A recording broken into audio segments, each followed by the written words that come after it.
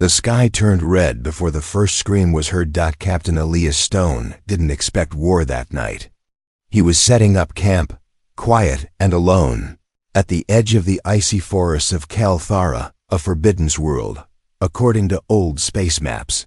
He had one job: scout the area for any sign of enemy movement and report back. Simple, quick, cold. But war came anyway. Not from missiles. Not from ships. It came from something ancient. As the last beam of sunlight dipped below the icy hills, Elias heard the trees groan. Not from wind, but something else. Something heavy, alive. He reached for his thermal rifle, sensors flickering as the forest glowed with faint blue light. Frost cracked under his boots as he stepped forward. His cums were silent. Static buzzed. Then something moved, not far, between two frozen trees. A figure stood, tall, graceful, barely clothed despite the freezing cold. Her skin shimmered pale blue, almost glowing like the snow itself. Her hair fell long and silver. She was looking straight at him. Elias froze. The girl, or whatever she was, walked slowly toward him. No weapon, no threat. Just her strange golden eyes locked onto his. "Don't come closer," Elias said, voice low, rifle aimed. She stopped. Then slowly she raised both hands. Not in surrender, something else. A signal, a ritual. "I'm not here to fight," she said, her voice soft. Accent strange, not human. "You speak English?" "No, you understand me because I want you to," she replied. "It's old magic. You call it psychic link." He didn't lower his weapon. "What are you?" "I am Kalara, heir of the Winterborn. This forest is mine, but now your war has come." And it woke something terrible. Before he could ask, the earth shook. A low growl echoed through the snow. Not an animal. Not a ship. "Come," she said suddenly, grabbing his arm. "If you stay, you die." He didn't know why, but he followed, through thick snow, past broken trees. She led him to a strange glowing tent. It looked ancient, stitched with some alien silk, half covered in frost. She ducked inside. He hesitated, then followed. Inside, it was warm. The light was golden, humming from a crystal embedded in the ceiling. She sat across from him, eyes calm, hands folded. "You're human," she said gently. "But your kind has awakened a storm you do not understand." Elias tried to breathe steadily. "What storm?" She looked at the floor. "We call it the Devourer. A shadow that sleeps under Kalthara. Your army landed too close. Your machines disturbed. The old seal. And you want to stop it?" She looked up. "I want to survive." They sat in silence. Snow whispered outside. The warmth of the tent felt strange, like magic, not science. "Why save me?" he finally asked. Kalara studied him. "Because I saw something in you. You didn't shoot me. I still could." She smiled faintly. "But you won't." And then, slowly, she leaned forward. "If we're to survive, I must make the bond." "What bond?" "In my people's law. When death walks outside, we bond with someone to share energy, to share thoughts, to survive. It's like joining souls." Elias frowned. "That sounds personal." She nodded. "It is. But you won't survive alone. Nor will I. This is not love. It is survival." Elias looked at her. Her eyes were glowing brighter now. She was close, so close he could feel her breath. Outside, something howled in the wind. Closer this time, she extended her hand. "Do you accept?" And right there, in the middle of a cold, forgotten war, with monsters rising in the dark and no human help in sight, he reached out and took her hand. The moment Elias touched Kalara's hand, something ancient and strange passed between them. It was not pain. It was not heat. It was memory. Suddenly, Elias saw things that were not his own, towers of crystal rising into the clouds, alien. Children playing in the snow under silver moons. A woman who looked like Kalara but older, wearing a crown made of frozen light. He gasped and pulled back, but her grip held firm. Her eyes were glowing, now truly glowing, like tiny suns frozen in golden ice. Their palms stayed pressed together, as a soft blue line of light ran across their arms and chest. His heart pounded. It was like his body no longer belonged only to him. He could feel her heartbeat, her fear, her warmth, her thoughts. "You are inside my mind," Elias whispered, shaken. Kalara nodded slowly. "Only the surface. The bond is not complete yet. But now we share breath. I gave you protection from the cold. And you gave me something else." He didn't understand. Not yet, but he felt stronger, more alert, and strangely connected to the very forest around him. Suddenly the wind outside stopped. No howling, no crunching, just complete silence, and then a low hum began rising from beneath the ground. Kalara's expression turned sharp. "It has started. What has?" Elias asked, standing up. "The devourer is waking. That sound, it's the cry of the roots. The oldest trees feel it first." Before he could reply, the tent shook violently. Crystals from the ceiling flickered. Elias grabbed his rifle instinctively.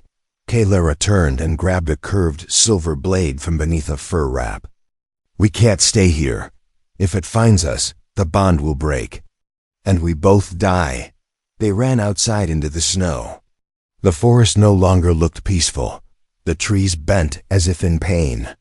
The stars above were dimmer, as if something massive was blocking the sky. Kalara led the way with urgency, running barefoot across snow like she was flying. Elias followed, boots heavy but his strength strangely renewed. "Where are we going?" He called out. "There's a cave," she said. "It was built by my ancestors. It holds the first flame. It can protect us, but only if we reach it before the devourer fully awakens." As they moved deeper into the woods, Elias suddenly felt something tug at his chest. A pressure. Not physical, but emotional. Sadness, deep sorrow, fear. He turned to Kalara. "Are you crying?" "No," she whispered. "It's you. You are feeling the forest." "The forest?" "Yes, the bond is growing. You are part of Kael'thara now. It's not just trees and snow. This world, it feels pain. It remembers everything." And then, through the branches ahead, he saw something. A figure dotted looked like a man, tall, armored, but hollow. His chest glowed with a dark purple light. His face was hidden under a broken helmet. And when he turned, Elias felt cold and like anything he'd ever known. Kalara stopped dead in her tracks. "That is a shade of the devourer, a soldier from the last war. He should be buried. It is not time yet." "But he's moving," Elias said. "He's watching us." The shade stepped forward, one step. Two. Elias aimed his weapon, but Kalara pushed it down. "Bullets won't help. He is not alive, not in your way." "What then?" She stepped forward and spoke in a tongue Elias couldn't understand. Her voice echoed unnaturally, as if layered with other voices older, deeper. Shade paused, then turned and melted into the snow like smoke blown by wind. Elias couldn't speak. Kalara turned to him, face pale. "They will all rise if we don't reach the cave soon." He nodded, shaken, and they continued through the forest, side by side, the glow of their bond pulsing faintly through the falling snow. They didn't speak again until they reached a massive rock wall covered in frozen vines. Kalara placed her hand on the stone and whispered a word Elias didn't know. The vines pulled back, behind them, darkness, a tomb. Elias asked. "A sanctuary," Kalara answered. "And the place where the bond must be sealed." He hesitated. "Sealed? I thought it already was." She looked at him, then not like a warrior, not like an alien, but like someone who had just made a choice she could never undo. "Not yet. Once we seal it, your soul cannot leave this world. You will be part of Kael'thara forever. Elias's breath caught in his throat, and then silently he stepped inside. The air inside the sanctuary was heavy, like stepping into the past. Elias's boots crunched on frost-covered stone as Kalara led him deeper into the cave.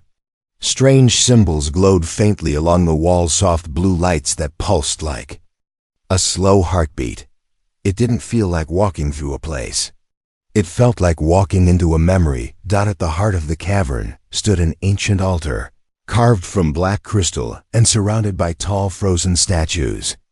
Each statue looked like one of her kind, but their eyes were closed, hands crossed over their chests, as if sleeping for centuries. Elias's breath fogged in the air. What is this place? Kalara stepped up to the altar and placed her hand on a sun-shaped mark at the center. The crystal underneath her palm glowed orange. The light spread slowly, illuminating a fire beneath the surface. It's called the Flame of Memory, she whispered. It's the last of our warmth. The soul of Kael'thara, it must accept the bond. Elias watched as the fire grew stronger, casting flickering shadows on the walls. The frozen statues seemed to shiver in its light, like they were waking up. Not quite. Kalara turned to face him. Her eyes no longer glowed with power, but with fear. You can still walk away, she said. If you leave now, the bond will fade. You'll survive the cold, maybe. But you will forget everything. Me, this place, the truth. Elias stepped closer. And if I stay, you'll become part of something old, something living. You'll carry the memories of this world, the pain, the love, the war, forever. He didn't reply at first. Instead, he looked at her, this alien girl who had saved his life, pulled him from the cold, and shared her breath with him. There was something in her eyes that reminded him of Earth, of people who fought for something they believed in, of people who had nothing left but still offered everything. I'm not leaving, he said finally. Kalara's eyes closed.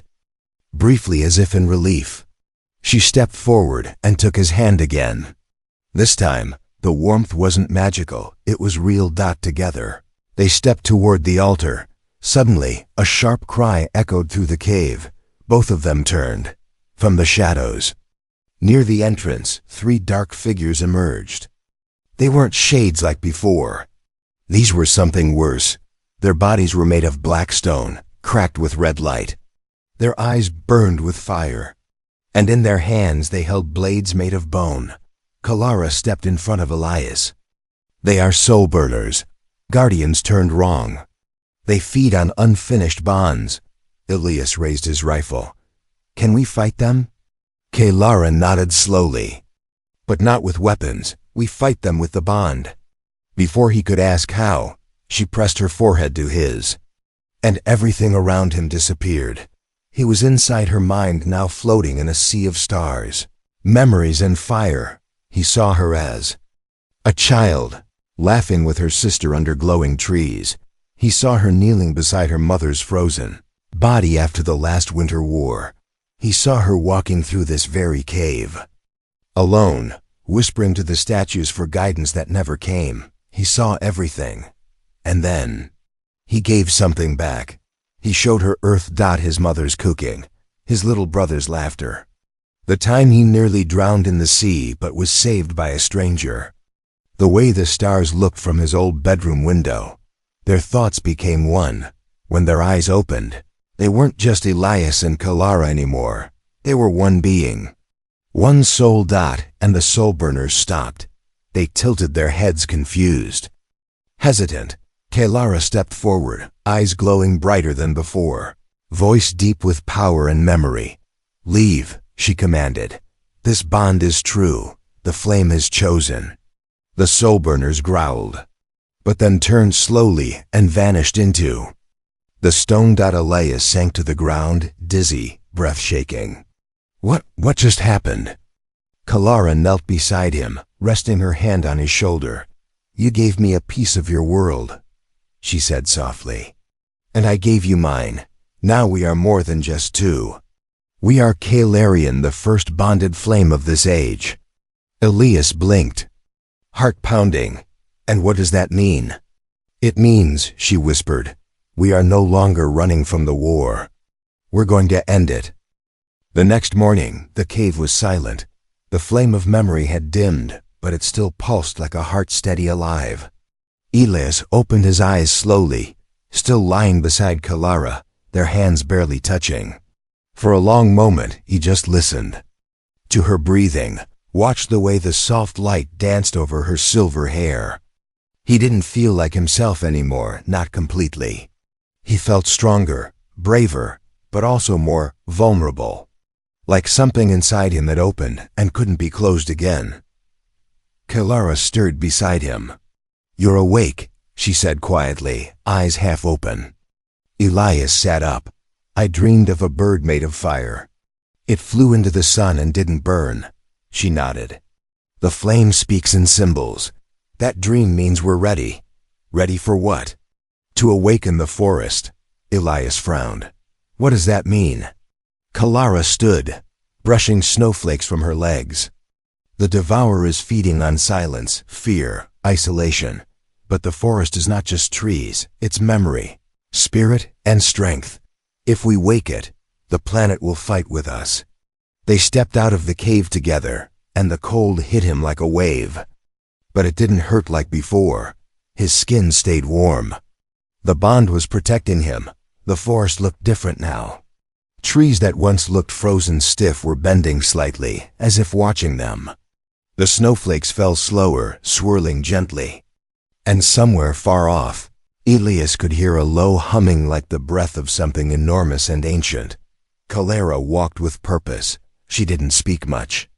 Her eyes scanned everything, and her fingers moved through the air like she was touching something invisible. Suddenly, she stopped at a giant, hollow tree. Its bark was gray and cracked, glowing faintly with blue veins. "This is one of the heart roots," she said. "They're like the nerves of the planet. There are 7. If we awaken them all, we can push the devourer back." "How?" Elias asked. "By giving it truth." She knelt and placed both hands on the bark. Elias watched as her fingers sank slightly into the tree like it was made of soft clay. A blue glow spread from her palms. Her body stiffened and her lips moved in silent words. Suddenly, Elias felt a wave of energy hit his chest. His thoughts scattered. His memories spilled open like pages in a book. And the tree began to pulse with life. He heard whispers. Not in words, but in feelings. A child's laughter. A war cry. A mother's lullaby. The roar of falling snow. The silence of space. The forest was listening. Kalara gasped and pulled her hands away, staggering backward. "It accepted the bond," she said breathlessly. "It knows we're not enemies." Before Elias could respond, the ground trembled again. Not far off, the trees shook violently, and a deep crack echoed through the air. From the shadows, a new enemy emerged. Not a shade, not a soul burner. This one was different. It was tall, thin, and twisted like a tree that had grown the wrong way. Its face had no eyes, just smooth white skin stretched tight like a mask. Its mouth opened vertically, splitting its face in two. Inside, a glowing black tongue flickered like a flame. Elias raised his rifle. "What is that?" Kalara's voice was filled with fear. "A harvester. It collects memories for the devourer. If it touches you, it steals everything, your past, your name, your soul." The harvester hissed and started moving toward them, slow but certain. Kalara turned to Elias. "You must not let it touch me." "Why me?" he asked. "Because I carry the bond. If it takes me, it takes everything we've done." The creature moved faster. Elias stood in front of Kalara, heart pounding. The harvester stopped just a few feet away. Its mouth opened wider, and a long black tongue uncurled toward him. Then Elias did something no human ever had. He stepped forward and screamed, not in fear but in memory. He shouted his mother's name, his first love's name, his childhood dog. The taste of rain, the smell of engine oil. Every memory that made him human, he threw it into the air like fire. The harvester recoiled, shrieking, its skin cracked. Black liquid spilled from its mouth. Kalara raised her hand and struck it with a wave of blue energy. The creature exploded into mist and vanished. Elias dropped to his knees dizzy. His nose was bleeding. His memories still spun wildly in his head. Kalara rushed to him and caught his face in her hands. "You did something no alien could," she said. "You fought it with your heart." He tried to smile. That's all I had left. They sat under the heart root, the glow from the tree now stronger than before. And the forest whispered again, not in fear, but in hope. The snow no longer fell the same way. Since the heart root awakened, Kael'thara had started to breathe again. Trees leaned toward Elias as he passed, and patches of glowing blue moss formed beneath his feet. The wind, once cruel and sharp now, carried distant songs, fragments of old memories from creatures that had died long ago. The forest knew him now. It remembered him, but with every memory returned to the land, the devourer stirred more violently underground. Kalara and Elias made their way toward the second heart root, deeper in the ancient part of the forest, where time itself felt slow. The trees were older here. Some twisted into the sky with roots thicker than tanks. Others grew upside down, their branches buried in snow like secrets. Kalara stopped beside a black stone, pillar covered in markings. "We're close," she whispered. Elias wiped frost from his brow. "What's wrong? You seem tense." "This heart root is buried beneath the grave hollow," she said. "Many of my people died here, including my sister." Elias looked at her quietly.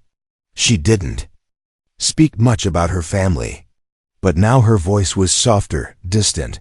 "She tried to stop the devourer long ago," Kalara said. "Alone. She thought the bond wasn't needed. She was wrong. The harvester took her name and her face. I've never seen her again." They moved carefully, the silence heavier with every step.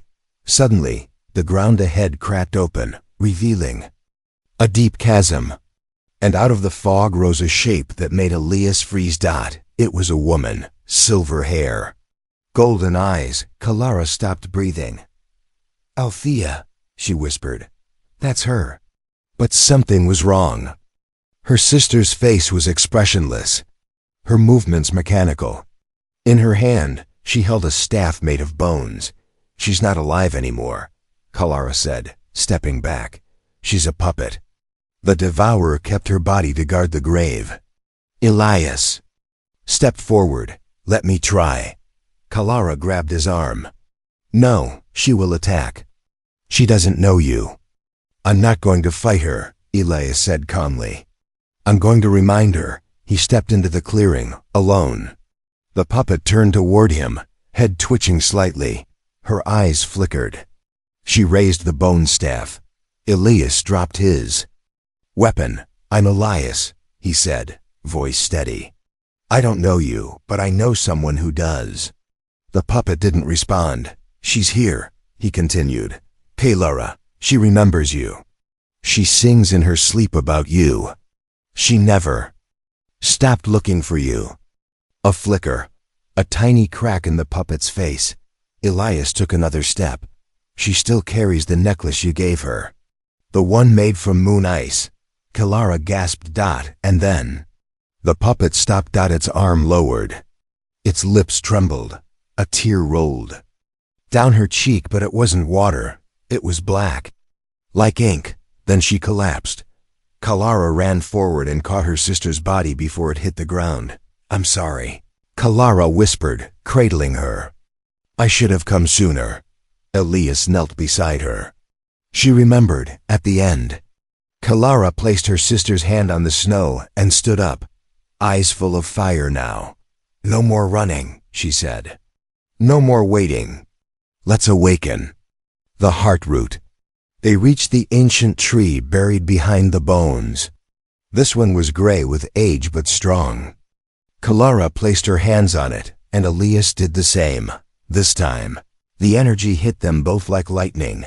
Visions flooded their minds, not from Kalara's people, but from humans. Ships burning in orbit, a child lost in a refugee camp, soldiers laughing around a fire, a girl in a tent sleeping beside a human stranger. Kalthara wasn't just listening anymore, it was remembering. Elias, the planet had accepted him, his pain, his courage, his soul. Kalara looked at him, tears in her eyes. You've become part of the world. And then the earth shook so violently that both of them fell. The sky above the trees turned dark like a mouth that opened across the heavens. Voice deep, ancient, cruel rumbled through the land. I see you. Kalara trembled. The devourer has awakened fully. It knows your name. Elias stood, jaw tight. Good, he said. Now it knows who's going to stop it. The sky above Kalthara split like glass. Darkness poured down, not like night, but like living shadow. It crawled through the forest, swallowing light, eating memories, silencing the wind. Trees bent in pain. Heart roots dimmed. The flame of memory flickered in the far distance. The devourer had arrived. Kalara stood beside Elias on the edge of the great hollow, where all 7 heart roots once met before the wars began. The ground cracked beneath them. The cold no longer felt like weather. It felt like something alive, something breathing on their necks, whispering terrible things. He's not a creature, Kalara said softly, her voice barely holding. Steady, he's a hunger. He eats stories. He devours truth. That's why he fears the bond. Elias gripped her hand tighter. Then let's remind him what truth feels like. The devourer rose from the center of the hollow, a towering, shapeless thing made of ash, broken weapons, old bones, and stolen faces. Thousands of eyes opened across its surface. Some looked human. Some looked like Kalara. Some had no eyes at all, just endless screaming mouths. A wave of despair hit Elias's chest like a hammer. For a moment, he forgot who he was, where he came from, why he was there. Then Kalara touched his cheek. Look at me, she said, her voice sharp and loving. Breathe. He did, and the bond pulsed. A warm golden light burst from their hands, cutting through the darkness like a blade. The forest shivered. The heart roots stirred. The flame of memory lit again. The devourer roared, its voice a chorus of agony. It sent forward its army, shades, soul burners, and broken memories shaped into weapons. But Elias didn't run. He stepped forward. And for the first time, the forest stepped with him. From the trees came giant beasts made of roots and light, guardians of the old world, awakened by the human soul. From the skies fell glowing birds that screamed like comets, their wings slicing through the harvester swarms. From the earth rose the statues of Kalara's ancestors, no longer frozen, now burning with blue fire and wielding weapons made from truth itself. Kalara looked at Elias, and for a moment she smiled, not with power, but with awe. You've become the memory the world was waiting for, she whispered. Elias didn't feel like a soldier anymore. He felt like a story being written in real time. He ran into the hollow, toward the devourer, Kalara at his side. The battle was not with fists or fire, but with memory. Every time Elias shouted his name, the devourer lost a piece of its shape. Every time Kalara spoke her sister's name, the creature's stolen mouths fell silent. They shared memories, his childhood, her laughter, their first night in the tent, until the devourer screamed and began to fall apart. I won't forget you, Elias whispered to the shadows. And that is why you lose. The creature cracked open, its body unraveling into smoke, dust, and fading screams. And then just silence. Real silence, peaceful, complete. The forest stood tall again. The snow glowed soft blue. The trees stopped shaking. Elias collapsed to his knees, exhausted, the bond fading to a gentle hum inside his chest. Kalara knelt beside him. You're still here. So are you, he said. Above them, The sky cleared. The stars returned. Kilara looked up and whispered something in her language. "What did you say?" Elias asked. "I said thank you, to the world, for sending me you." They walked together, hand in hand, through the forest that now sang there. Names that no more war, no more fear. Just a memory that would never fade. And somewhere, deep inside the roots of Kael'thara, the flame of memory burned stronger than ever, because a human had chosen to stay.